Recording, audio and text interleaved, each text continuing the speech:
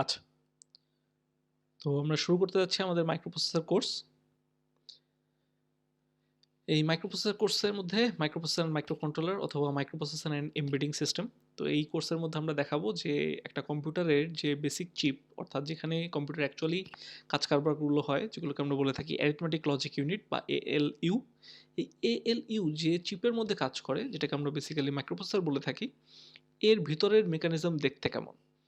তো আমরা computer architecture কোর্সের মধ্যে পড়াই যে হচ্ছে কম্পিউটারের কনসেপ্টগুলো কি, এর ভিতরে যে মেকানিজমগুলো থাকে ওগুলো কিভাবে হার্ডওয়্যার ইমপ্লিমেন্ট করা যায়, তারপরে হচ্ছে ওখানে কি কি ছিল, পুরনো কি কি মডেল ছিল, এখন কি কি আছে, সেগুলোর মধ্যে রিলেশন কি, এই জিনিসগুলো আমরা কম্পিউটার আর্কিটেকচার কোর্সের মধ্যে দেখাই।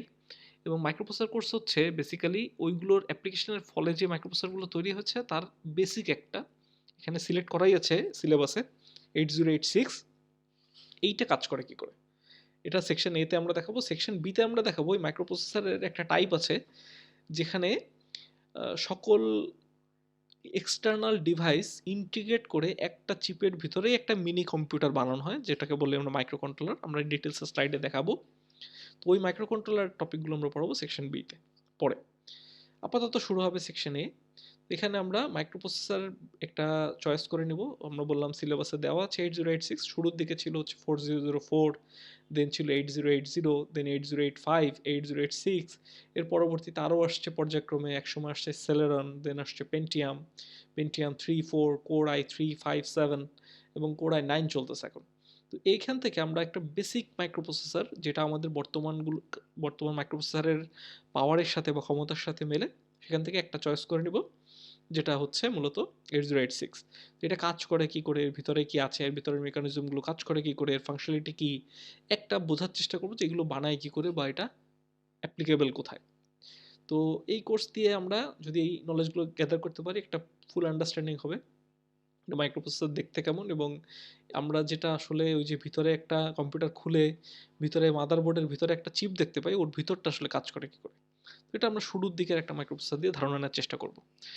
আমাদের এই কোর্সটায় কিছু কনফেশন আছে আগে থেকে করতে হবে আর কি, যে আমরা এই বইটা পড়াবো, রফিকুজ্জামানের বই।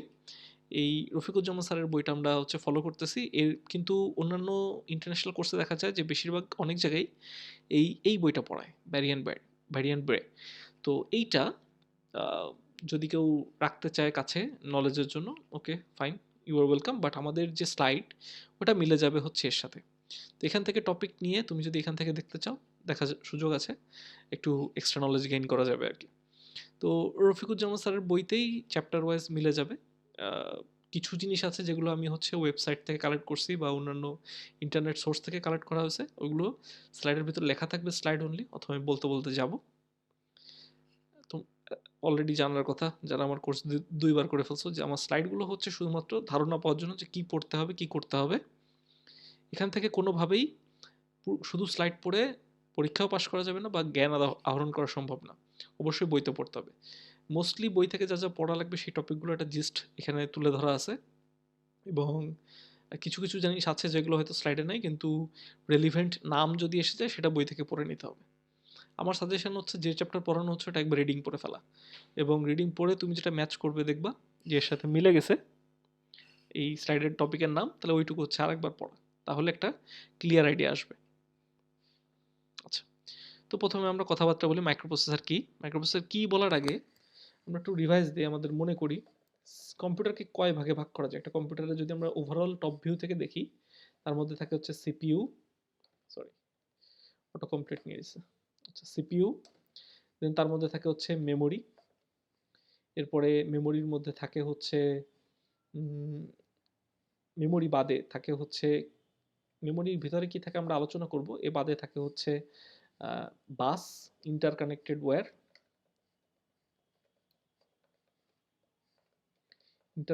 ওয়্যার, এবং হচ্ছে থাকে কন্ট্রোল মেকানিজম বা আইও ডিভাইস থাকে এর সাথে, আইও।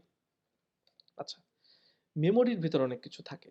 মেমোরিকে যদি আমরা ভাগ করে লিখি, মেমোরির মধ্যে থাকে হচ্ছে হার্ড ডিস্ক,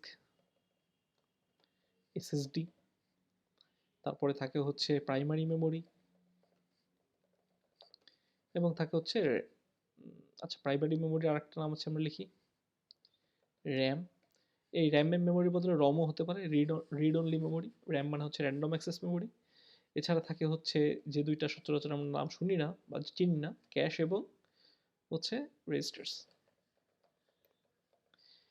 একটা কম্পিউটারে এত ধরনের মেমোরি থাকে, রেজিস্টার থাকে মূলত হচ্ছে এই সিপিইউর ভিতরে যে এলইউ পার্টটা আছে অ্যারিথমেটিক লজিক ইউনিট তার সাথে, এবং হচ্ছে এই এসএসডি এবং এইচডিডি আমরা খুব বেশি পরিমাণে চিনি। এটা হচ্ছে আমরা আমাদের হার্ড ডিস্ক যেটা বলে, আমরা কম্পিউটার যারা কিনছি বা যাদের ল্যাপটপ কম্পিউটার আছে তারা সবাই মোটামুটি এর সাথে পরিচিত। তারই একটা ভার্সন হচ্ছে সলিড স্টেট ড্রাইভ বা এসএসডি। আর আমরা প্রাইমারি মেমোরি বলতে যেটা বুঝি ওটা হচ্ছে র্যাম, অর্থাৎ আমাদের ভোলাটাইল মেমোরি, যে মেমোরিটা পাওয়ার অফ করলেই গায়েব হয়ে যায়। হার্ড ডিস্কের ব্যাপারে আমরা জানি পাওয়ার অফ করলে এটা গায়েব হয় না, মানে নন ভোলাটাইল। আর ভোলাটাইল মেমোরি মানে হচ্ছে র্যাম বা ক্যাশ রেজিস্টার, এগুলো সবই ভোলাটাইল মেমোরি। অর্থাৎ আমি যদি কারেন্টটা সুইচ অফ করে দিই, কম্পিউটার যদি বন্ধ হয়ে যায়, তাহলে ওইখানে যে মেমোরিটা সেভ করা ছিল ওটা গায়েব হয়ে যাবে। আচ্ছা, ইলেকট্রনিক্যালি প্রেজেন্টেড। তো এই জিনিসগুলো আমরা হচ্ছে কম্পিউটার আর্কিটেকচার কোর্সে করাইছি বা হচ্ছে অন্যান্য জায়গায় তোমরা জানো। আমরা এইগুলো নিয়ে আলোচনা করব না, আমাদের এই পুরো কোর্সের মেইন টপিক হচ্ছে এই সিপিইউ। এই সিপিইউকে ভাঙলে সিপিইউর ভিতরে অনেক কিছু পাওয়া যায়, যেমন হচ্ছে আমরা যদি সিপিইউকে ভাঙি, এর মধ্যে আছে প্রথমে হচ্ছে এএলইউ, এর মধ্যেও মেমোরি আছে, এই যে ক্যাশ মেমোরি বা যে রেজিস্টারের কথা বললাম এগুলো সব এই এএলইউ বা সিপিইউর মধ্যেই থাকে। এবং এখানেও আছে বাস এবং আছে কন্ট্রোল ইউনিট। তো আমরা এই জিনিসগুলো ফোকাস করব, এই সিপিইউর ভিতরে যে মাইক্রোপ্রসেসর তার ভিতরে এগুলো থাকে, এই পার্টটুকুতে আমরা ফোকাস করব এই কোর্সে। এটা মোটামুটি আমরা একটা ওভারঅল আন্ডারস্ট্যান্ডিং দিলাম, এবার আমরা মাইক্রোপ্রসেসরের কথায় ফিরতে পারি। মাইক্রোপ্রসেসর কী জিনিস? একটা সার্কিট, যে সার্কিটকে মূলত সিপিইউ বা কম্পিউটারের ব্রেইন বলা হয়। এই কম্পিউটারের ভিতরেই কম্পিউটারের যাবতীয় কম্পিউটেশন হয়ে থাকে অ্যারিথমেটিক লজিক ইউনিটের ভিতরে। যত যত ধরনের গুণ ভাগ যোগ বিয়োগ যা যা দেখতে পাই আমরা সবই এখানেই হচ্ছে। এবং এইটা হচ্ছে মূলত মেমোরির সাথে বিভিন্ন রকমের ইন্টারাকশন করে। আমার মেমোরি থেকে ডেটা নিয়ে প্রসেস করে বা মেমোরির সাথে কোনো একভাবে ইন্টারাকশনে যায় মাইক্রোপ্রসেসর। এছাড়া আরও অনেক ফাংশনালিটি আছে, আমরা আস্তে আস্তে দেখাবো, এই স্লাইডেই আছে। এছাড়া এটাকে একটা সিস্টেমের কোর বলা হয় বা ব্রেইন বলা হয় আর কি। তো আমরা একটু ফর্মাল ভাষায় যদি বলি, তাহলে একটা স্মল চিপ যেটা হচ্ছে অ্যারিথমেটিক লজিক ইউনিট পারফর্ম করতে পারে এবং বাইরের ডিভাইস বা ইন্টারনালি কমিউনিকেশন করতে পারে। এই যে এই ফাংশনালিটিগুলো দিয়ে যে আমরা চিপটা বানাই ওটার আমরা বলতেছি হচ্ছে মূলত মাইক্রোপ্রসেসর, অথবা এটা হচ্ছে মূলত সিপিইউ। আচ্ছা, দেখতে কেমন ছিল মাইক্রোপ্রসেসর, বা দেখতে এখন কেমন আছে? মাইক্রোপ্রসেসর এখন দেখতে প্রায় এরকম। শুরুর দিকে ছিল, আগে আগে ছিল এরকম দেখতে, একদম ডিভাইস যদি আমরা দেখি তাহলে এরকম দেখতে। কিন্তু এখনকারগুলো মোটামুটি দেখতে এরকম একটা সিলভার কোটিংয়ের মধ্যে, তুমি যদি কম্পিউটার খোলো বা ল্যাপটপ খোলো তাহলে দেখতে পাবা একটা সিলভার কোটিংয়ের মধ্যে এইগুলো থাকে, মানে সিলভার কালার। তো খুব ছোট হয়, 1.5 ইঞ্চি বা 2 ইঞ্চি মতো হয় স্কোয়ারে আর কি। তো এরকম এখন দেখতে হয়েছে। এছাড়া মাইক্রোপ্রসেসর এবং মাইক্রো কন্ট্রোলার কী জিনিস, আমরা মাইক্রো কন্ট্রোলার কথা অলরেডি বলে ফেলছি, আমরা সেকশন বিতে পড়াবো। তারপর যদি আমরা একটা আইডিয়া নিই, তো যেখানে শুধুমাত্র অ্যারিথমেটিক লজিক ইউনিট পারফর্ম হয়, অর্থাৎ যোগ বিয়োগ গুণ ভাগ এবং হচ্ছে লজিক্যাল অপারেশন যেমন অ্যান্ড অর নট এক্সর, এই অপারেশনগুলো যেখানে পারফর্ম হয় ওটাকে বলতেছি আমরা অ্যারিথমেটিক লজিক ইউনিট। এই অ্যারিথমেটিক লজিক ইউনিট দিয়ে এবং কিছু কমিউনিকেশন মেকানিজম দিয়ে যে কম্পিউটারের একটা বেসিক স্ট্রাকচার দাঁড় করানো হয় ইনিশিয়ালি, ওইটা বলতেছি আমরা হচ্ছে মাইক্রোপ্রসেসর। কিন্তু মাইক্রোপ্রসেসরের সাথে কিছু জিনিস থাকে না, যেমন আইও ডিভাইস কানেক্টেড থাকে না। দেন অসিলেটর বা ঘড়ি, মাইক্রোপ্রসেসরের যে আমাদের কম্পিউটারের একটা নিজস্ব সময় আছে, আমরা যেমন সেকেন্ড হিসাব করি কম্পিউটার হিসাব করে পালসে। এই পালস প্রোভাইড করার জন্য, এই পালসটা কম্পিউটারের ভিতরে সবসময় দেওয়ার জন্য বা সময়ের হিসাব রাখার জন্য একটা অসিলেটর লাগানো হয়। এই অসিলেটর বা ক্লক বলি আমরা সহজ ভাষায়। এই ক্লকটা হচ্ছে মাইক্রোপ্রসেসরের সাথে থাকে না। তারপরে হচ্ছে পাওয়ার ম্যানেজমেন্ট সিস্টেম এক্সট্রা থাকে না। এছাড়া যে কোনো ধরনের হেভি মেমোরি, র্যাম বা হচ্ছে অন্য মেমোরি, এগুলাও হচ্ছে মাইক্রোপ্রসেসরের সাথে কানেক্টেড থাকে না, এগুলো এক্সটার্নাল ডিভাইস হিসাবে কানেক্ট করা লাগে। কিন্তু এমন একটা সিস্টেম আছে যেখানে এক চিপের মধ্যে, একটা বোর্ডের মধ্যেই সব কিছু সামান্য সামান্য পরিমাণে দিয়ে একটা মিনি কম্পিউটার বানানো থাকে। মূলত MP3 প্লেয়ার, দেন হচ্ছে ওয়াশিং মেশিন, ওভেন, এই ধরনের ডেডিকেটেড সিস্টেম যেখানে অনেক কম্পিউটারের মাল্টি ফাংশন কাজ করে না, সেই সব সিস্টেম বানানোর জন্য হচ্ছে কিছু কিছু পরিমাণ এক্সটার্নাল ডিভাইস দিয়ে একটা সিস্টেম বা মেকানিজম তৈরি করা হয়, ওইটাকে বলতেছি হচ্ছে আমরা মাইক্রো কন্ট্রোলার। আশা করি ক্লিয়ার যে আমরা হচ্ছে সিম্পলি যে কম্পিউটার বানানোর জন্য যে ফাংশনালিটিগুলো তৈরি করি ওইগুলোর আমরা বলে থাকি মাইক্রোপ্রসেসর। কিন্তু মাইক্রোপ্রসেসরকে চালনা করার জন্য আরও এক্সটার্নাল ডিভাইসের প্রয়োজন হয়। কিন্তু যদি আমরা সেগুলো দিয়ে ডেডিকেটেড পারপাজে, যেমন এমবেডেড সিস্টেম বলি অ্যাকচুয়ালি আমরা আমরা উদাহরণ হিসেবে বললাম যে MP3 প্লেয়ার হতে পারে, শুধু গান বাজায়। তারপরে হতে পারে হচ্ছে যে আমার সে washing machine, dedicated purpose, oven খাবার গরম করে কিন্তু আবার খাবার গরমের সময় কোনটায় কত টেম্পারেচার লাগবে এটা বুঝতে পারে। এই যে ধরনের ডিফারেন্ট ফাংশনালিটি এইগুলোর মেনটেন করার জন্য একটা পাওয়ারফুল কম্পিউটার দিলে খরচ অনেক বেড়ে যাবে। তো এই খরচ কমানোর জন্য আমরা যে ডেডিকেটেড ডিভাইস বানাইতে পারি একই চিপের মধ্যে, ওটাকে বলতেছি আমরা মাইক্রো কন্ট্রোলার। আমরা যদি একটু পার্থক্যের কথা বলি, মাইক্রোপ্রসেসর হচ্ছে কম্পিউটারের হার্ট এবং মাইক্রো কন্ট্রোলার হচ্ছে মূলত এমবেডেড সিস্টেম বা রিয়াল টাইম যে সিস্টেমগুলো আছে তার হার্ট। এবং এটা দেখতে এরকম একই বোর্ডের মধ্যে সব। আর একটা হচ্ছে মাইক্রোপ্রসেসরে হচ্ছে সবগুলো আলাদাভাবে কানেক্টেড তারের মাধ্যমে, এটা একই চিপের মধ্যে বসানো। অ্যান্ড রিড অনলি মেমোরি বা র্যামও হতে পারে, এটা রমের উদাহরণ দেওয়া আছে, রম হতে পারে, র্যাম হতে পারে, আইও পোর্ট, তারপরে হচ্ছে কমিউনিকেশন ডিভাইস, তারপরে হচ্ছে র্যাম, এরপরে হচ্ছে মাইক্রো কন্ট্রোলার তো থাকতেই হবে, মাইক্রো কন্ট্রোলার ভিতরে মাইক্রো প্রসেসর তো থাকতেই হবে, মাইক্রো প্রসেসর এবং হচ্ছে ক্লক। এই জিনিসগুলো একই চিপের মধ্যে যদি আমরা বিল্ট ইন অবস্থায় তৈরি করি, সেটআপটা তৈরি করি, তাহলে সেটা মাইক্রো কন্ট্রোলার। আর এটা একটু ছাড়া ছাড়া থাকে, তারের মাধ্যমে কানেক্টেড থাকে। এছাড়া এই এক্সটার্নাল ডিভাইসগুলো এগুলোর সাথে এক্সটার্নালি যুক্ত হয়, এটা ইন্টারনালি অবস্থায়ই থাকে। ন্যাচারালি হচ্ছে এইটার পাওয়ার কনজাম্পশন অনেক বেশি হবে, বিকজ হচ্ছে এক্সটার্নালি কানেক্ট করার কারণে প্রতিটা ডিভাইসের নিজস্ব আলাদা আলাদা পাওয়ার লাগবে, তাই পাওয়ার কনজাম্পশন মাইক্রোপ্রসেসর অনেক বেশি, মাইক্রো কন্ট্রোলারের তুলনামূলক কম। এবং মাইক্রো কন্ট্রোলারে সাধারণত পুরনো যে মাইক্রো কন্ট্রোলারগুলো আছে ওগুলো ইনবিল্ট পাওয়ার সেভিং খুব একটা সিস্টেম থাকে না, কিন্তু মাইক্রো প্রসেসরের ভিতরে থাকে। আচ্ছা, এছাড়া হচ্ছে এটা তুলনামূলক হচ্ছে একটু বড়সড় এবং এটা একটু কম্প্যাক্ট সিস্টেম, অর্থাৎ ছোটোখাটো। আচ্ছা, এবং যেকোনো ছোটোখাটো সিস্টেমে ইউজ করা যায়। যেমন একটা মাইক্রোপ্রসেসর সিস্টেম নিয়ে হয়তো তোমার ওই MP3 প্লেয়ার বানানো সম্ভব না, কিন্তু এটা মাইক্রো কন্ট্রোলার দিয়ে বানানো সম্ভব, ছোটোখাটো হয় আর কি সাইজে। যেমন আমরা এই এই এই সিলেবাসে যেটা পড়াবো সেই মাইক্রো কন্ট্রোলারটার নাম হচ্ছে 8051, যেটা এখনও ব্যবহৃত হচ্ছে। যেমন আমি একটা উদাহরণ জানি, 8051 ইউজ হয় হচ্ছে রিমোটে। আমরা যে টিভি রিমোট ইউজ করি ওই রিমোটের মধ্যে ইউজ হয়, এটা এখনও ইউজ হচ্ছে। তো এই ধরনের কাজে হচ্ছে এখনও মাইক্রো কন্ট্রোলার ব্যবহার হচ্ছে, পুরোনোগুলোও ব্যবহার করা সম্ভব, বিকজ হচ্ছে সাইজের কারণে খুবই কম্প্যাক্ট হয়। আচ্ছা, কস্ট লো হয় মাইক্রো কন্ট্রোলারের, যেহেতু এক্সটার্নাল ডিভাইস ওর ভিতরেই থাকে, তো এটা আলাদা আলাদা করে কিনতে হয় বলে এটার কস্ট অনেকটা বেশি পড়ে যায়। আচ্ছা, এছাড়া আরও যদি আমরা কিছু পার্থক্যের কথা বলি, পাওয়ার সেভিং ফিচারের কথা আমরা বললাম যে হচ্ছে মাইক্রো প্রসেসরের ভিতরে এটা বিল্ট ইন অবস্থায় থাকে না, মাইক্রো কন্ট্রোলারে থাকে। এটা এক্সটার্নালভাবে যেমন পাওয়ার সাপ্লাই আমাদের আলাদা করে কানেক্ট করতে হয়, মাইক্রো কন্ট্রোলারের ভিতরেই হচ্ছে ওই মেকানিজমটা দেওয়া থাকে। তোমার হচ্ছে পাওয়ার সেভিং মোডও পসিবল হয়, যেহেতু ইনবিল্ট অবস্থায় আছে। এটা এক্সটার্নালি কানেক্ট করে ওটা হ্যান্ডেল করতে হয় আর কি, ইনবিল্ট অবস্থায় থাকে না। আচ্ছা, এছাড়া হচ্ছে সকল রকমের মেমোরি এবং আইও কম্পোনেন্ট এক্সটার্নালি কানেক্টেড হয়, এবং যেহেতু এক্সটার্নালি কানেক্টেড হয় তারের উপর ডিপেন্ডেন্সি থাকে, তাই তারের স্পিডের কারণে এটা স্লো হতে পারে, এবং এক্সটার্নালি হওয়ার কারণে এটা দূরত্ব বেশি থাকে, তাই একটু তুলনামূলক মাইক্রো কন্ট্রোলারের চেয়ে এটার রেঞ্জ হচ্ছে স্লো হতে পারে এই আইও ডিভাইস এবং হচ্ছে এক্সটার্নাল যে ডিভাইসগুলো কানেক্ট করা হয়। যেহেতু এটা ইনবিল্ট অবস্থায় থাকে, এই জন্য মাইক্রো কন্ট্রোলারের তুলনামূলক হচ্ছে ওটা স্পিড বেশি থাকে।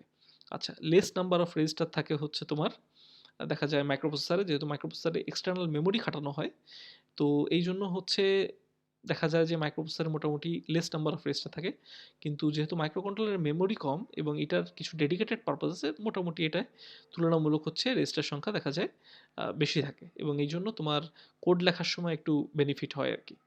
আচ্ছা, এটা মূলত ভন নিউম্যান নামে একটা মেশিনের একটা সংস্করণ, আর এটা হচ্ছে হার্ভার্ড আর্কিটেকচার একটা কম্পিউটার আবিষ্কার হয়েছিল তার একটা সংস্করণ।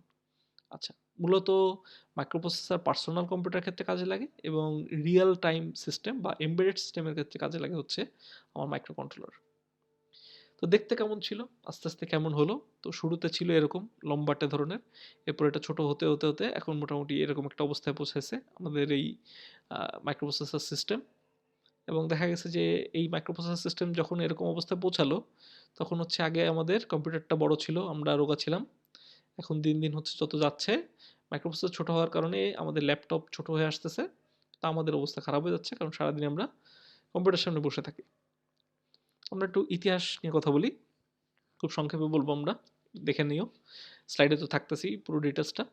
তো শুরুর দিকে প্রথম যে মাইক্রোপ্রসেসরটা আসে ওটা 4 বিটের মাইক্রোপ্রসেসর ছিল, যেটা মূলত 4040, এটা 4004-এর একদম স্টার্টিংয়ের একটা আপডেটেড ভার্সন। এইটা মোটামুটি একটা স্পিড ছিল আরকি। এখানে হাইয়ার স্পিড লেখা থাকলেও আসলে ওই যুগের স্পিড আসলে খুবই কম, তাই না? ওই সময় ১ সেকেন্ডে হয়তো ১ ন্যানো সেকেন্ডে হয়তো আ অল্প কয়েক লাখ অপারেশন হতো। সেখানে এখন কয়েক কোটি অপারেশন সম্ভব। তো এই স্পিড জিনিসটা কয়েক কোটি না হলে এটলিস্ট মানে তার চেয়ে সিগনিফিক্যান্ট কয়েক গুণ আ স্পিড সম্ভব আরকি। যখন শুরুতে ছিল তার চেয়ে বর্তমানে যে স্পিডটা বাড়ছে এটা আমরা আ বলতে পারি যে হচ্ছে ট্রানজিস্টরের যে ইমপ্রুভমেন্ট তার জন্য।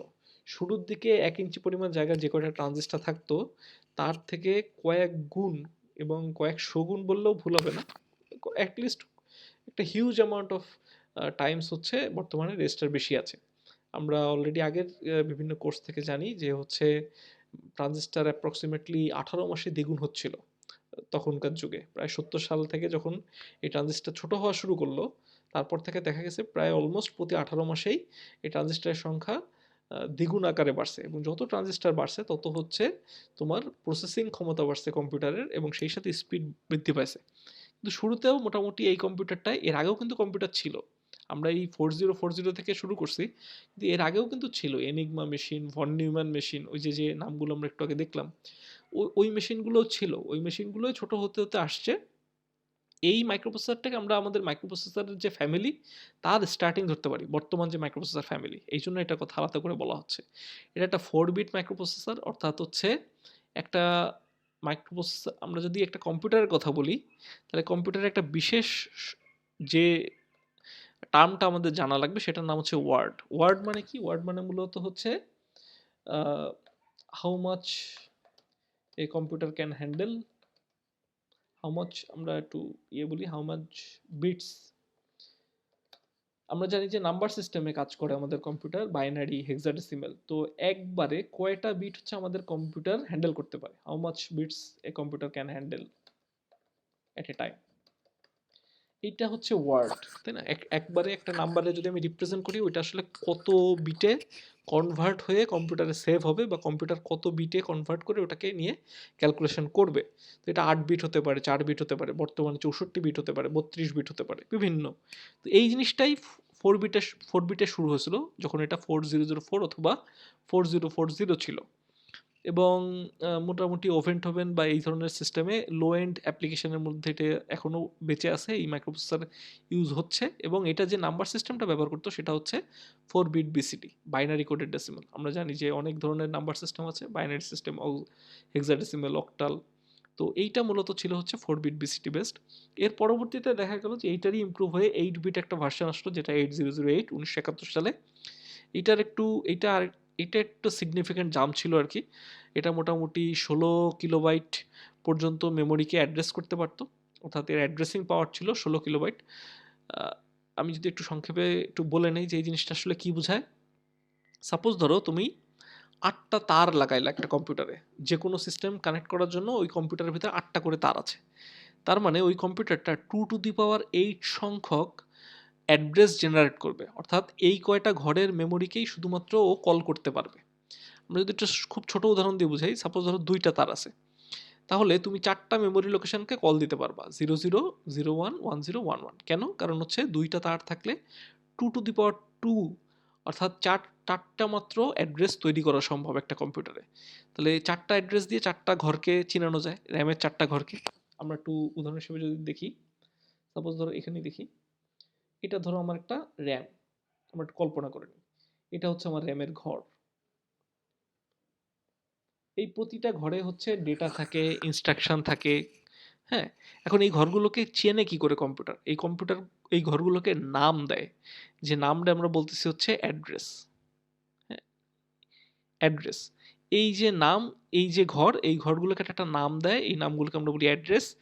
এই অ্যাড্রেস যতগুলো বানানো সম্ভব হয় মাইক্রোপ্রসেসর ততখানি মেমোরিকে সাপোর্ট দেবে। তো এই জিনিসটাই তখন ছিল হচ্ছে ১৬ কিলোবাইটের মতো মাত্র। এরপর হচ্ছে এগুলো ১,০০০ এগুলো তো তোমরা জানো নাম্বার সিস্টেম, আমি আর এগুলো বলতে গেলাম না। এখানে টোটাল ইনস্ট্রাকশন সংখ্যা ছিল হচ্ছে ৪৮ টা। এখন কিন্তু হিউজ, তাই না? প্রায় নিয়ারলি আনলিমিটেড। মানে তুমি নিজেও ইনস্ট্রাকশন তৈরি করে ওইগুলো, যদিও রুট লেভেলে ইনস্ট্রাকশন সংখ্যা ফিক্সড, বাট তুমি হাই লেভেল ল্যাঙ্গুয়েজে যখন কাজ করতেছো তখন অনেক অপশন, শত অপশন, শত কমান্ড আছে তোমার হাতে। তো ওই সময় ছিল হচ্ছে ৪৮ টা মতো ইনস্ট্রাকশন। আহ, এটাও হিউজ পরিমাণে ব্যবহার হয়েছে, কারণ যত উন্নত হচ্ছিল তত এর ফাংশনালিটি বাড়তেছিল কম্পিউটারের, এই কারণে এগুলো পরবর্তীতে আস্তে আস্তে বাড়ে। আচ্ছা, এর পরবর্তীতে যে ভার্সনটা আসে সেটার নাম হচ্ছে 8080।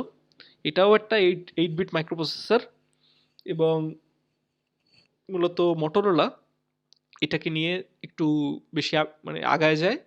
মোটরোলা যেটা বানায় সেটার নাম হচ্ছে MC6800। আমরা দেখব যে হচ্ছে প্রায় তখন অনেকগুলো কোম্পানি এই মাইক্রোপ্রসেসর মাইক্রো কন্ট্রোলার এগুলো তৈরি করতো। পরবর্তীতে যদিও ইন্টেল একচেটিয়া ব্যবসা শুরু করে ফেলে, কিন্তু শুরুর দিকে অনেকগুলো কোম্পানি ছিল, জাইলগ, দেন হচ্ছে ফারচাইল্ড, তারপরে ছিল হচ্ছে মোটরোলা, ইন্টেল। তো এরা মোটামুটি আবিষ্কার করে। তো শুরুর দিকে মোটরোলা এই কোম্পানিগুলো, বিশেষ করে জাইলগও খুব পাওয়ারফুল ছিল। তো মোটরোলা এটা নিয়ে খুব ভালো একটা আগায় যায় আর কি। তখনকার যুগে যে কোনো মাইক্রোপ্রসেসর আবিষ্কার হওয়ার পরে যে কোনো কোম্পানি ওটাকে নিয়ে কাজ করে ওটা ইমপ্রুভ করতে পারতো এবং ওইটা নিয়ে নিজের একটা ভার্সন দাঁড় করাইতে পারতো। আচ্ছা, তো এখানে আমরা দেখি এই যে কোম্পানিগুলোর নাম দেওয়া আছে, তখনকার যুগে অনেকগুলো তৈরি করতো। এই 8 বিট মাইক্রোপ্রসেসর প্রায় সবগুলো কোম্পানি তৈরি করে, এগুলো নাম দেখতে এরকম ছিল। এখানে ইন্টেলও আছে, এই যে 8080, এবং এই এই সেম টেকনোলজি দিয়ে হচ্ছে মোটরোলাও তৈরি করছে। ইন্টেল ওই সময় কিছু আবিষ্কার করলে ইন্টেল একটা কাজ করতো, সেটা হচ্ছে ইন্টেল ওটা মানে সবাইকে ওপেন করে দিত, কিন্তু একটা শর্ত দিয়ে, যে তুমি যদি ওই 8 বিটের কোনো কোড লেখো ওর টেকনোলজি ব্যবহার করে, সেটা যেন ইন্টেলের যে 8 বিটের ভার্সনটা আছে সেটাতে যেন মাস্ট চলে, এরকম একটা শর্ত দিয়ে ওপেন করে দিত, এবং যে কেউ ওই টেকনোলজি নিয়ে নিজের মতো করে একটা বানাইতে পারতো আর কি। আচ্ছা, তো মোটামুটি এই পর্যন্ত গেল। এবার ইন্টেল আর মোটরোলা আরও নতুন নতুন বানানো শুরু করলো, এবং আইবিএম মূলত তখন হচ্ছে মোটরোলা স্টাইল যে মাইক্রোপ্রসেসরগুলো ছিল সেগুলো বানাইতো। হ্যাঁ, মোটামুটি তখন একটা ছিল মোটরোলা। একটা সময় পরে এসে যখন পেরে ওঠেনি, তখন সে তার মাইক্রোপ্রসেসর ডিভিশনটা বিক্রি করে দেয়, যেটা বর্তমানে ফ্রি স্কেল সেমিকন্ডাক্টর নামে চলতেছে। এবং ওই সময়কার যে আরেকটা কোম্পানি ছিল জাইলগ, এটা এটা এখনও টিকে আছে, এবং এরা একসময় সিগনিফিকেন্ট ব্যবসা করতো এবং কিছু কিছু ক্ষেত্রে ইন্টেলকেও ছাড়া যেত বলা যায়। আচ্ছা, তো 8080 একটু স্পেশাল এর আগের ভার্সনগুলোর তুলনায়, কারণ এটা মূলত হচ্ছে 64 কিলোবাইট সাপোর্ট দিত, এবং ওই যুগে 64 কিলোবাইট মানে হিউজ, প্রায় মানে আগের মেমোরির থেকে 4 গুণ। হ্যাঁ, তো এটা এখন আমাদের কাছে কিছুই মনে হয় না, আমরা গিগাবাইট টেরাবাইট নিয়ে কথা বলি। তো ওই যুগে একবারে 4 গুণ মেমোরি বেড়ে যাওয়া মানে বিশাল সিগনিফিকেন্ট ফ্যাক্টর ছিল আর কি। এবং এটা তার প্রিডেসেসর থেকে প্রায় 10 গুণ ফাস্ট ছিল স্পিডে। স্পিড মানে যে ট্রানজিস্টার সংখ্যা বাড়তেছিল, কম্পিউটেশনাল পাওয়ার বাড়ছে, অর্থাৎ ন্যানো সেকেন্ডে কতগুলো যোগ বিয়োগ করা যাবে তার সংখ্যা বাড়তেছিল। তো এই কারণে স্পিড বেড়ে যাচ্ছিল। একটা ধারণা যদি দেওয়া যায় তাহলে 8008-এ যেখানে একটা যোগ করতে 20 মাইক্রোসেকেন্ড মতো লাগতো, সেখানে 8080-তে 2 মাইক্রোসেকেন্ডে হয়ে যেত। এছাড়া এটা একটা টেকনোলজি আছে যেটার নাম ট্রানজিস্টার ট্রানজিস্টার লজিক, এটা কম্প্যাটেবল ছিল এবং মোটামুটি লেস এক্সপেন্সিভ। তো এই মোটামুটি এরপরে এইটাকে বেস করে 74 সালে বানানো হয় অল্টেয়ার। এই অল্টেয়ার প্রায় বেশ একটা ব্রেক থ্রু ছিল, এবং তোমরা যদি বিল গেটসের জীবনী দেখো তাহলে এই অল্টারের নাম আসবে আর কি।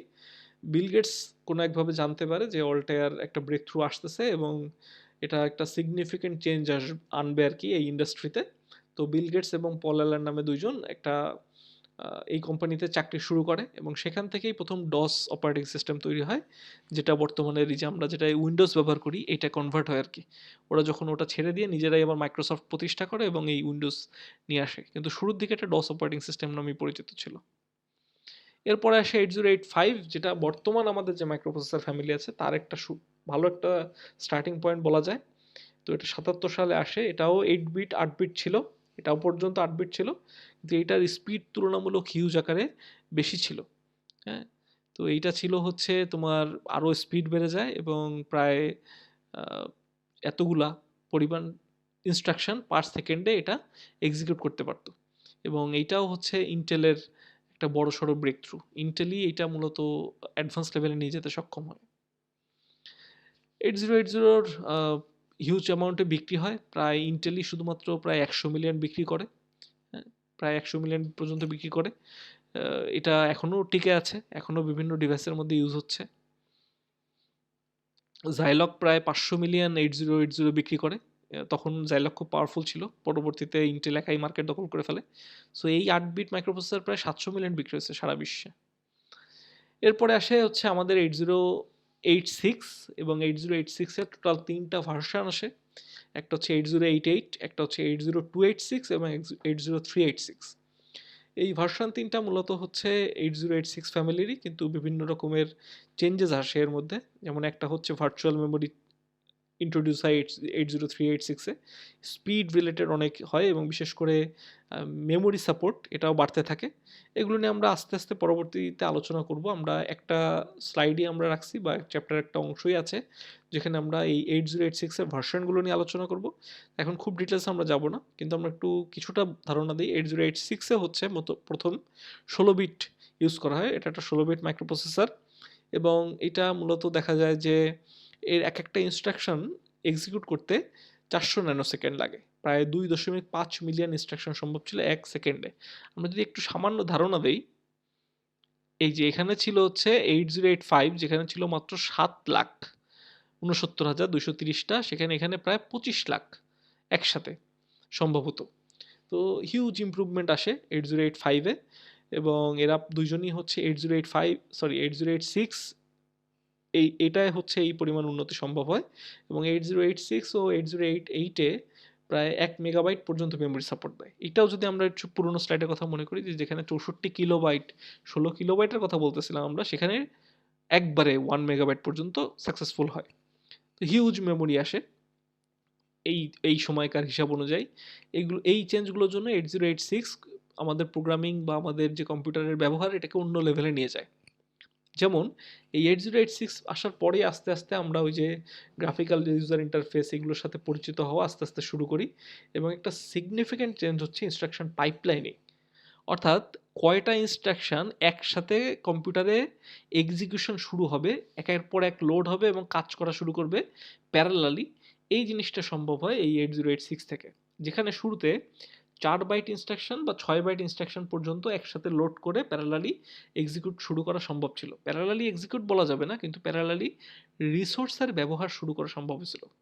তো এই পাইপলাইনিং প্রথম আসে 8086 এ, অর্থাৎ আমি 6টা ইনস্ট্রাকশনকে একের পর এক লোড করে নিয়ে এইটার প্রথমটার এক একটা অংশ কাজ শুরু করে দিল, সেটা দ্বিতীয় অংশ প্রথম অংশ শেষ করে দ্বিতীয় অংশে গেল, দ্বিতীয় ইনস্ট্রাকশনের প্রথম অংশ কাজ শুরু করে দিল, সেটা এক্সিকিউশন শেষে দ্বিতীয় পার্টে গেল। এইভাবে আমরা কিছুটা লোড করে করে নিয়ে প্যারালালি কিছুটা কাজ করাইতে পারি, যার কারণে হিউজ পরিমাণে স্পিড বেড়ে গেছিল এবং মেমোরি সাশ্রয় হতো। এই ফিচারগুলোর কারণে হচ্ছে 8086 এবং 8088 সিগনিফিকেন্ট ছিল।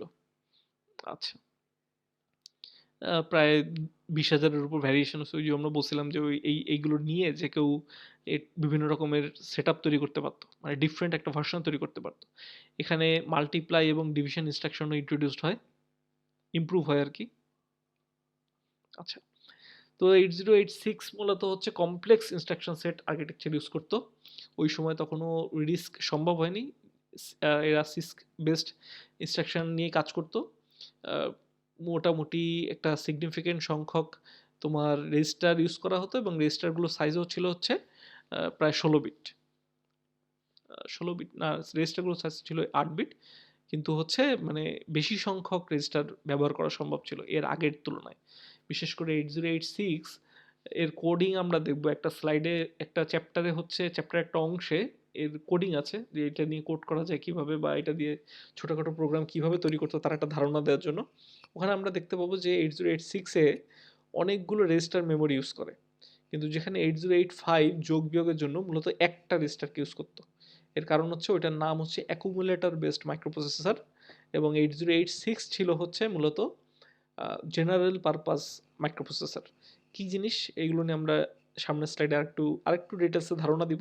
আপাতত শুধু আমরা বলি, সংক্ষেপে যদি বলি, রেজিস্টার খুব ফাস্ট একটা মেমোরি, যেখানে হচ্ছে আমাদের হার্ড ডিস্ক খুব স্লো, র্যাম তার চেয়ে একটু ফাস্ট, ক্যাশ তার চেয়ে একটু ফাস্ট, কিন্তু তারপরও এই ক্যাশ মেমোরি বা আমাদের র্যাম রম এগুলা এই এএলইউর স্পিডের সাথে পেরে ওঠে না। এএলইউ যত তাড়াতাড়ি যোগ বিয়োগ করতে পারে তত তাড়াতাড়ি ওকে ইনফরমেশন প্রোভাইড করতে পারে না আমাদের এই মেমোরিগুলা। এই মেমোরি এতটা দ্রুত সাপ্লাই দিতে পারে শুধুমাত্র রেজিস্টার। যে স্পিডে এএলইউ কাজ করবে ওই স্পিডে মেমোরি সাপ্লাই দিতে পারে শুধুমাত্র রেজিস্টার। তাহলে রেজিস্টার সংখ্যা যত বেশি হবে তত কিছুটা হলেও বেনিফিট পাওয়ার কথা। সবসময় বেনিফিট পাওয়া যাবে না, কারণ অনেকগুলো ফ্যাক্টর আছে, এগুলো আমরা আস্তে আস্তে আলোচনা করব। সংক্ষেপে যদি বলি, most of the time benefit পাওয়া উচিত। তো এই জিনিসটা পসিবল হয়েছিল হচ্ছে জেনারেল পারপাস অনেকগুলো রেজিস্টার লাগানোর পরে, যেটা 8086 এ আসে। কিন্তু যোগ বিয়োগ করার জন্য এর আগে একটাই রেজিস্টার, প্রাইমারি রেজিস্টার ছিল যার নাম হচ্ছে অ্যাকুমুলেটর। বাকিগুলো ছিল সাপোর্টিং, কিন্তু যোগ বিয়োগ একটার সাথেই হতো। পরবর্তীতে 8086 এ মাল্টিপল আসার কারণে যে কোনো ভ্যালুকে যে কোনো জায়গায় রেখেই তার সাথে যোগ বিয়োগ করা যেত, মানে ওই রেজিস্টারগুলোর ভেতরে। এই জন্য হচ্ছে একটা extra huge amount of benefit পাওয়া যায়, একটু এফিসিয়েন্সি বাড়ে। এরপর মোটামুটি আইবিএম চুজ করলো 8088-কে তার পার্সোনাল কম্পিউটারের জন্য, এবং এখান থেকে ইন্টেলের বুম তো চলতেছে আর কি। ইন্টেল এখান থেকেই তোমার আগায় যায়। মোটামুটি ইন্টেলের পপুলারিটি দিন দিন বাড়তেই থাকে, এবং পরবর্তীতে তো জানি যে আমরা মার্কেটই পুরো ইন্টেল দখল করে ফেলে কাইন্ড অফ। তো এই পরিমাণ কম্পিউটারের পাওয়ার হঠাৎ করে বেড়ে যাওয়ার জন্য এখানে ওই যে স্প্রেডশিট অর্থাৎ এক্সেল টাইপের জিনিসপত্র, ওয়ার্ড প্রসেসর, স্পেলিং চেকার, এই জিনিসগুলো আস্তে আস্তে ইন্ট্রোডিউসড হতে থাকে, যেগুলো আগে ছিল না। মেমোরি বাড়ে হিউজ পরিমাণে, ওই যে 1 মেগাবাইট পর্যন্ত 16 বিটের কারণে। এছাড়া 8026 এবং 8036 দুইটা ভার্সন আসে। এগুলো মূলত হচ্ছে স্পিড এবং মেমোরি বাড়ে। যেমন 8026-এ প্রায় 16 মেগাবাইট পর্যন্ত মেমোরি ছিল, এটা হিউজ আর কি। হ্যাঁ, 8026-এর ক্লক স্পিড অনেক বেশি ছিল, অর্থাৎ হচ্ছে তোমার ওই যে পার সেকেন্ডে বা পার ন্যানো সেকেন্ডে কতগুলো যোগ বিয়োগ করা যাবে, এইটার স্পিড অনেক পরিমাণে বৃদ্ধি পায়, যেহেতু ট্রানজিস্টার বেশি, মানে তোমার হচ্ছে ট্রানজিস্টারের স্পিড বাড়তেছিল, ট্রানজিস্টার সংখ্যা বাড়তেছিল, এই জন্য আমাদের এই স্পিডগুলো দিন দিন বৃদ্ধি পাচ্ছিল। তাই পরবর্তী প্রতিটা ভার্সানেই দেখা গেছে যে কিছু না কিছু স্পিড বাড়তে থাকে। ফর এক্সাম্পল, এটা হচ্ছে প্রায় 40 মিলিয়ন ইনস্ট্রাকশন একসাথে এক্সিকিউট করা সম্ভব হতো, যেখানে 8086-এ ছিল 25 মিলিয়ন, 15 মিলিয়ন। এটা যত দিন যাচ্ছে, মানে ওই সময়ে যত দিন যাইতো ততই নতুন ভার্সনের সাথে দেখা যেত এই সংখ্যাটা হিউজ পরিমাণে বাড়তেছে, বিকজ তখন টেকনোলজি এতটাই দ্রুত আগাচ্ছিল। এরপরে আসে 8036, যেটা মূলত 32 বিট। এই 32 বিট আসার কারণে এখানে ভার্চুয়াল মেমোরি নামে একটা কনসেপ্ট ইন্ট্রোডিউস করা হয়েছে। এই 8036-এর একটা পার্ট আমরা পড়াবো, যেখানে আমরা দেখাবো যে ভার্চুয়াল মেমোরিটা মূলত কাজ করতো কি করে বা করে কি করে। ওই পার্টটা আমরা একটু ডিটেলসে দেখাবো। তো এটা ওই 32 বিট ডেটা এবং 32 বিট অ্যাড্রেস বাসকে সাপোর্ট দিত। আমরা যদি এই জিনিসটা একটু বোঝার চেষ্টা করি সংক্ষেপে, তাহলে আমরা এখানেই দেখাই। সাপোজ এটা আমাদের র্যাম। এখানে র্যাম মানে কি, র্যাম হচ্ছে একটা ঘরের মতো, একটা অ্যারের মতো। র্যাম হচ্ছে একটা অ্যারের মতো, এইভাবে থাকে। তো আমরা যদি 5 সেভ করতে চাই কম্পিউটারে, তাহলে ধরো কম্পিউটারের এই ঘরটা, র্যামের এই ঘরটায় আমরা 5 একটা নাম্বার সেভ করতে পারি। এই 5 নাম্বারটা সেভ হবে কোন লোকেশনে? এইখানে আমরা বলছিলাম যে প্রতিটা লোকেশনের একটা নাম থাকে, ওটার আমরা বলি হচ্ছে অ্যাড্রেস। সাপোজ ধরো এটা হচ্ছে 00 লোকেশন। এই 00 লোকেশনে সেভ হয়েছে 5। 5 তো না, মানে 5-এর বাইনারি ভার্সন, তাই না? বা ওই কম্পিউটার যে নাম্বার সিস্টেমটা সাপোর্ট দেয় সেই নাম্বার সিস্টেমটা বাইনারিতে আর কি, দিন শেষে সব 0 আর 1। তো এই বাইনারিতে সাপোর্ট দিবে। এখন এই 5 কি শুধু একটা অক্ষর হিসেবে একটা ঘরে থাকবে? না, এই পুরো যে ঘরটা, এই ঘরটা একটা নির্দিষ্ট সংখ্যক বিটে বিভক্ত। হ্যাঁ, এইটা এখন হতে পারে এটা 16 ভাগে বিভক্ত, এটা হতে পারে 32 ভাগে বিভক্ত। তাহলে এই 5টা কনভার্ট হয়ে 16 বিটে পরিণত হবে। অর্থাৎ 5-এর বাইনারি হবে এবং বাকিগুলো 0 দিয়ে ভরে দিয়ে একটা 16 বিট নাম্বার বসাবে, ওই 16 বিট এসে হচ্ছে সেভ হবে। তো এইভাবে তৈরি হতো, এবং এই অনুযায়ী আবার ডেটা এখান থেকে বের হয়ে ওই তারের মাধ্যমে আরেক জায়গায় পৌঁছাইতো। সে ধরো মাইক্রোপ্রসেসর চেয়ে পাঠাইছে যে 00 নাম্বার লোকেশনে যে ভ্যালুটা আছে ওটা নিয়ে আসো, তখন ওইখান থেকে 8 বিট বা 16 বিট বের হয়ে আমার মাইক্রোপ্রসেসরের কাছে চলে যেত। এই যে মাইক্রোপ্রসেসর নিয়ে যাবে, সেই জন্য সে যে বাস তার ব্যবহার করে, ওইটাকে হচ্ছে আমরা বলি হচ্ছে ডেটা বাস। এবং এই লোকেশনকে চিনানোর জন্য সে যে কটা তার ব্যবহার করে সেটাকে বলি আমরা হচ্ছে অ্যাড্রেস বাস। বর্তমান যে মাইক্রোপ্রসেসর বা বর্তমান যে কম্পিউটার সিস্টেম আছে, তাতে এই ডেটা বাস আর অ্যাড্রেস বাস সেম হয়, টাইম শেয়ার করে একই বাসকেই ব্যবহার করা হয়। কিন্তু ইনিশিয়ালি দেখা যেত এটা আলাদা হতো, অ্যাড্রেস বাস আলাদা, ডেটা বাস আলাদা। এইটা ছিল হচ্ছে মূলত 32 বিটের আমাদের এই 80386 ভার্সনের জন্য হিউজ পরিমাণ একটা ইমপ্রুভমেন্ট হয় আর কি। এছাড়া মেমোরি বাড়ে প্রায় 4 জিবি পর্যন্ত। এখন আমরা জিবিতে চলে আসছি, যেখানে আমরা মেগাবাইটে মেগাবাইটে ছিলাম। এটা প্রায় 4 জিবি পর্যন্ত মেমোরিকে সাপোর্ট দিত। আস্কি টেক্সট সাপোর্ট দিত, অর্থাৎ আস্কি ভ্যালু যে ব্যাপারটা আমাদের ক্যারেক্টার সেভ করার জন্য যে নাম্বার সিস্টেমটা লাগে, আস্কি টেক্সট এটাকে সাপোর্ট দিত আর কি।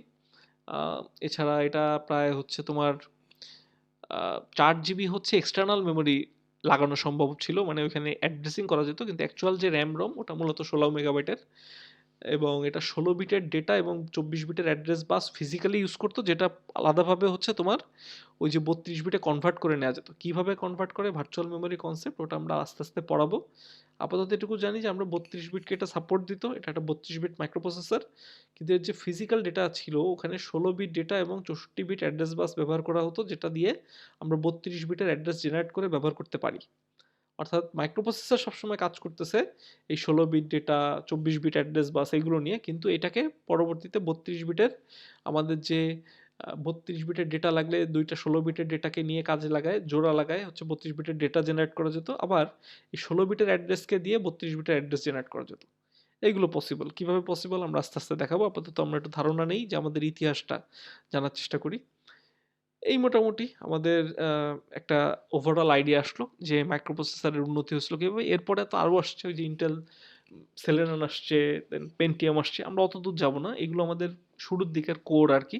এই 386 পর্যন্ত এই কোর্সে আমরা আলোচনা করব কিছুটা। 8086 আমাদের ফোকাসে থাকবে, 8086-এ আমরা পড়াবো।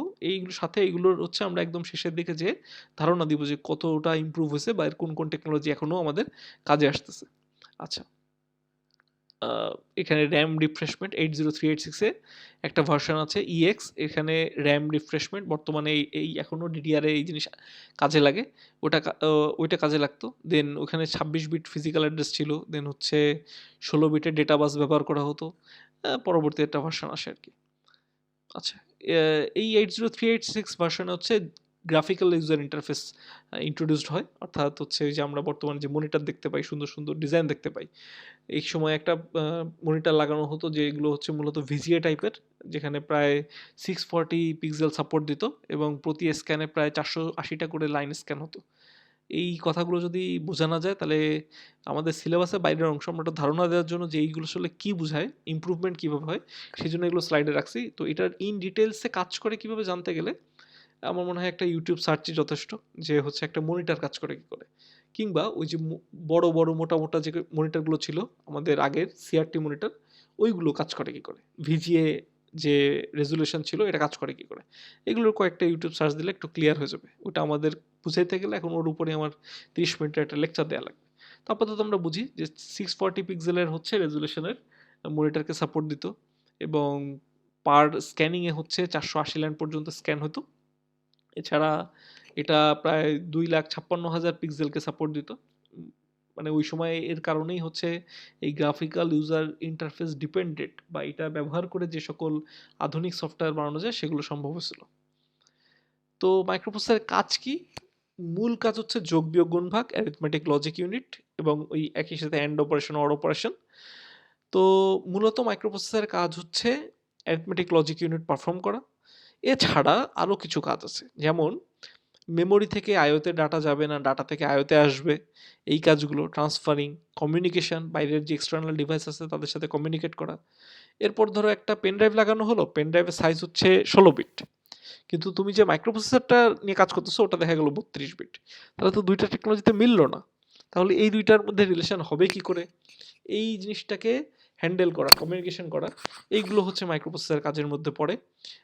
মেমোরি থেকে বিভিন্ন রকমের ভ্যালু বা ইনস্ট্রাকশন পড়ে আসা, সফটওয়্যার রিড করে নিয়ে আসা, এগুলো মাইক্রোপ্রসেসর কাজের মধ্যে পড়ে। এছাড়া মাইক্রোপ্রসেসর বিভিন্ন রকমের ডেটা মেমোরিতে সেভ রাখতে পারে, রিড করতে পারে, ম্যানিপুলেট করতে পারে। এছাড়া যে কোনো ধরনের আইও ডিভাইসকে ও কানেক্টও করতে পারে এবং তার সাথে কমিউনিকেটও করতে পারে। এইগুলো হচ্ছে একটা মাইক্রোপ্রসেসরের টেকনোলজির মোটামুটি কাজ। এছাড়া যদি আমরা মানে দেখি তাহলে শুরুতে খুব দ্রুত প্রসেসর টেকনোলজি চেঞ্জ হচ্ছিল, ইভেন এখনও হচ্ছে।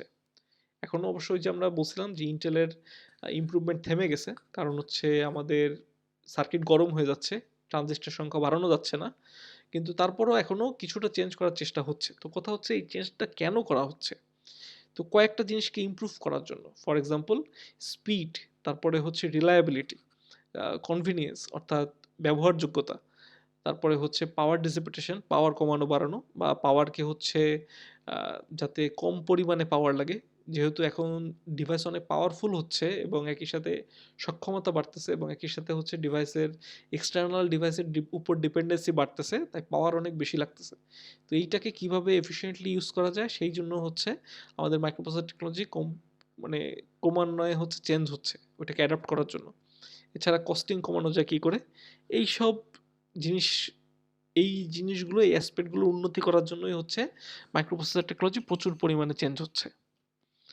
আমরা যদি বর্তমান একটা যে মাইক্রোপ্রসেসর আছে এইখানে যে স্লাইডে যে ইনফরমেশনগুলো আছে এগুলো এখন ব্যাকডেটেড হয়ে গেছে।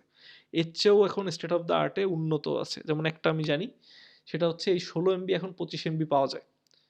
তো গেম খেলার ক্ষেত্রে ক্যাশ মেমোরি লাগে, এটা আমার সাথে আমরা হয়তো অনেকে পরিচিত। ক্যাশ মেমোরি আগে শুরুর দিকে ছিল হচ্ছে মানে শুরুর দিকে বলাটা ভুল। আগে তো একদমই ছিল না। আমরা যদি আজকে থেকে 10 বছর আগের কথা চিন্তা করি তাহলে 3 এমবি 4 এমবি পর্যন্ত থাকতো একটা মাইক্রোপ্রসেসরের সাথে। সেটাই পরবর্তীতে বাড়তে 16 এমবি হচ্ছিল হচ্ছে i7 এ এবং i9 এ এখন প্রায় 25 এমবিও পাওয়া যায়। যদি এখানে স্লাইডে 16 এমবি লেখা আছে কিন্তু আমি জানি যে এখন 25 এমবি পাওয়া যায়। এছাড়া 8 টা কোর 16 টা থ্রেড, এটা মূলত হচ্ছে প্যারালালি একটা প্রোগ্রামকে বা কয়েকটা প্রোগ্রামকে ভাগ করে প্যারালালি যদি রান করতে চাই সেখানে কাজে লাগে। আমরা এই ডিটেইলসে যাব না। এই জিনিসগুলো হচ্ছে এই ফিচারগুলো হচ্ছে বর্তমান মাইক্রোপ্রসেসরে পাওয়া যায়। এটার স্পিড প্রায় 5 গিগাহার্টজ পর্যন্ত পাওয়া যায়। হ্যাঁ? মানে হিউজ, এখন বর্তমানে হিউজ। তবে এর বেস 5 গিগাহার্টজের মধ্যে একটু ভেজাল আছে। এর বেস ভার্সন মানে বেসিক যে সবসময় যে স্পিডটা দিবে ওটা দেখা যায় 2.8 থেকে 3.2 এর মধ্যে। কিন্তু তুমি যখন তোমার কম্পিউটারে অনেক বেশি চাপে ফেলবা, অনেক কিছু একসাথে করতে বলবা, তখন হচ্ছে এইটা 5 গিগাহার্টজ পর্যন্ত উঠতে পারে, এই i9। এছাড়া এটা 8 জেনারেশন যে ইন্টেলের প্রসেসরগুলো ছিল তার থেকে প্রায় 1.7 গিগাহার্টজ ফাস্টার, মানে 1.7 গুণ বেশি দ্রুত কাজ করতে পারে এবং খুব বেশি পরিমাণে পাওয়ার লাগে। প্রায় 50 ওয়াট পর্যন্ত লাগে হচ্ছে এইটা তোমার কাজ করানোর জন্য, এবং একই সাথে এটা হিট জেনারেট করে, হিউজ পরিমাণ হিট জেনারেট করে। তো এইগুলো ছিল হচ্ছে আমাদের মোটামুটি ১ম আইডিয়া। আচ্ছা, যে মাইক্রোপ্রসেসরের একটা বেসিক ধারণা আমরা পাইলাম। এটা কাজ করে কি করে, কি জিনিস, এই সম্পর্কে আমরা আস্তে, আস্তে আলোচনা করব। আপাতত আমরা এর ইতিহাস দেখলাম। কেন আমরা কোন মাইক্রোপ্রসেসরে যাচ্ছি, কোন মাইক্রোপ্রসেসর পড়াবো তার একটা আইডিয়া দিলাম। মাইক্রোপ্রসেসর কি জিনিস, তার সংজ্ঞা-টংজ্ঞা, ডেফিনিশন এগুলো আমরা আলোচনা করলাম। নেক্সট স্লাইডে আমরা আরেকটু ভিতরে ঢোকার চেষ্টা করব।